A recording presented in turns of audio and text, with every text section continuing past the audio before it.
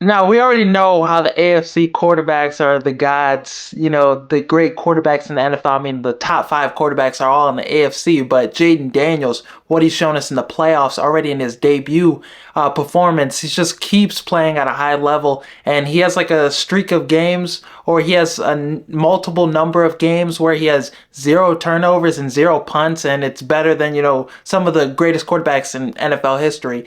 Just the year he's having, the best rookie season we've seen from a rookie quarterback ever, and just at the biggest stage against the Bucks, road playoff game, he got it done. And when you saw him get that last drive in the fourth quarter, you had a feeling he was going to put that game away in some way, in some fashion. He was going to put a stamp on that game. The Baker fumble really cost, the Bucks that game, but you look at that 3rd and 1 situation, Jaden Daniels, soon as he gets the ball, he has a defender, can't see, all over him, and he evades him, moves him off of him, and gets a big crucial first down that set up a field goal by Zane Gonzalez. Kept touching his hair and shit, but that shit was hilarious. But and he banks the field goal, and the Commanders win their playoff game. And just a huge, just a great season by the Commanders. I mean, just getting to the playoffs, having the year they had. It's a big story enough. It's a historic season for them. Best season since 1991. And they potentially have an opportunity to go to Detroit. And I think it'll be a game. I think they'll make that a game. But more on Daniels in this performance against the Bucks. 268 yards passing, 24 for 35, 2 touchdowns, 110.2 quarterback rating. He looked like the same clutch quarterback he has been all season. And you saw, Dan Quinn have a lot of trust in Jaden Daniels to convert on 4th down. They were 3 for 5 on 4th down. And that's not something you do with the usual rookie quarterback. Jaden Daniels has earned that respect from his quarterback and has given him the confidence to know, hey, 4th down situations, when we need it, I trust Jaden Daniels. And that 3rd and 1 situation, give it to Jaden Daniels. Put it in his hands to get us the victory. And just how Todd Bowles was playing, this Commanders offense, Jaden Daniels is an effective scrambler. You can't blitz, and that's what Bowles loves to do. And it really changed how he was, calling this defense. And you saw, the Bucks defenders weren't blitzing as much. They had, spies in place for Daniels, and that allowed man coverage opportunities for Scary Terry. And Diami Brown, he had a big day, 5 catches, 89 yards, and a touchdown. One of his best performances of his career. And Scary Terry, 7 catches, 89 yards, and a touchdown. So this Commanders team had a really special season this year. They have a rookie quarterback that hasn't got rattled. He shows up in the biggest moments, clutch as hell, plays at a high level, and he's been doing it all year, translated into the playoffs. So they're in a good spot regardless of what happens against Detroit. Packers versus the Eagles. Eagles got the job done. And this is a defense that could win a championship. This is a championship defense. When you say defense wins championships, this is the defense you're talking about. I mean, just all the guys they have on their defense at all levels. Defensive line, Carter's nice. Davis is nice. Sweat. Bryce Huff's back healthy. Nolan Smith, though, he's been one of their most underrated players. 6.5 sacks. He had 2 sacks against the Packers. And just what he does as a run defender, too. Some plays he was, stopping 2 gaps by himself against, the Packers' best offensive lineman, Zach Tom, and just holding his own. Making plays, making it easier for the defense as a whole. Just players like that. Seeing the jump he's had this year has been really encouraging. And that's probably their guy that they're going to look forward to take another step and be a double-digit sack guy next year. Nakobe Dean, losing him, he's going to be out for the rest of the playoffs with a knee injury. It's a big loss. Definitely you don't want to see that because he was playing at a high level all season. 100+ tackles this year. Really gave you the season you've been waiting for from him. I mean, he was one of the best. He was one of the best linebackers coming out of college when he came out of college from Georgia. And you finally saw what you wanted when you drafted him.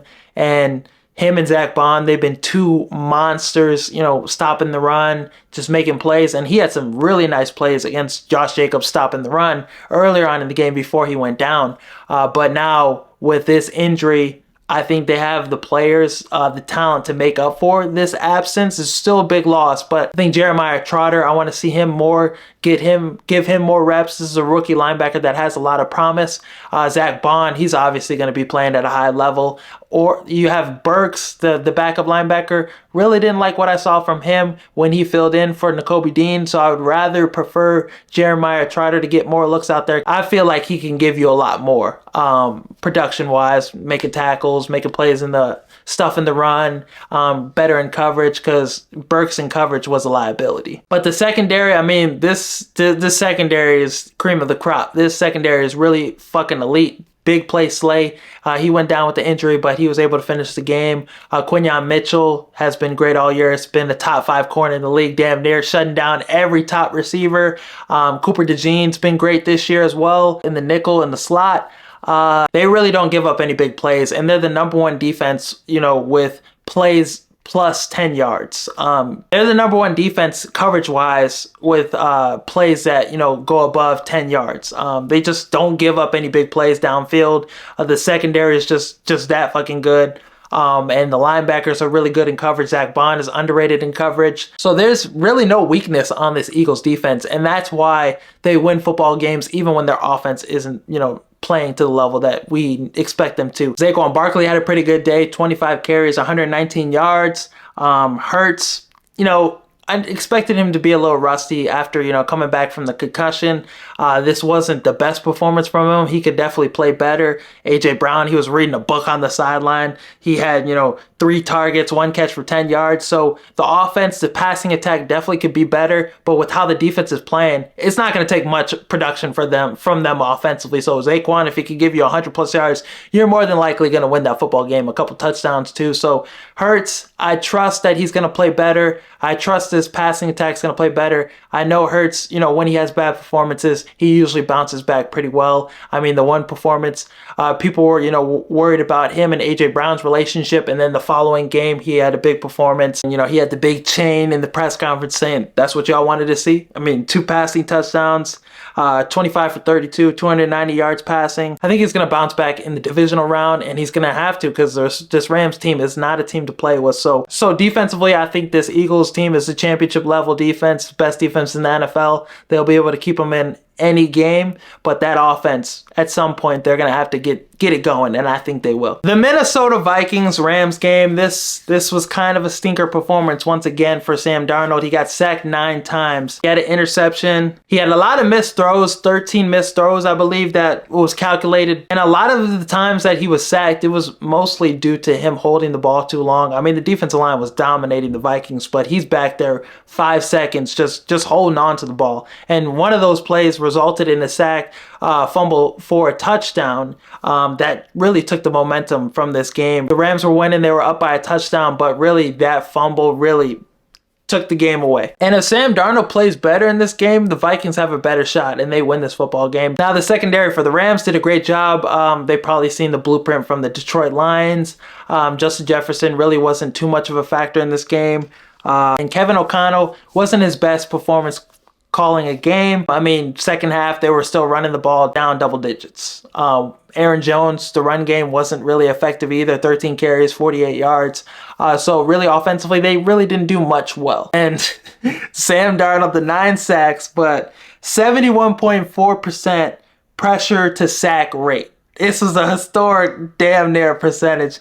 This was a historic number. This was a really dominating performance from the Rams defensive line. And Sam Darnold, the last couple weeks, he's lost himself a bunch of money. The performance against the Detroit Lions, this game, it's just not a good look. It made the decision for the Vikings a lot easier. J.J. McCarthy, Daniel Jones, I think that will be the quarterback room for next season. Kevin O'Connell had a lot of confidence, had a lot of faith in Sam Darnold, but unfortunately, yeah, this was the Sam Darnold that was seeing ghosts. This was the New York Jets Sam Darnold, and the moment was too big for him. Had a good year, but I don't think he's a long-term starter for a franchise. I think he's more of that bridge quarterback, and in the right situation, at peak, at the fullest potential, you'll see Sam Darnold what he was this year. But playoffs against a better team, against a better coach team, against a team with a superstar quarterback and elite coach, you're going to lose that football game every time. The Rams have done everything perfectly for their rebuild. I mean, you look at that defensive line, they hit on every defensive lineman that they've drafted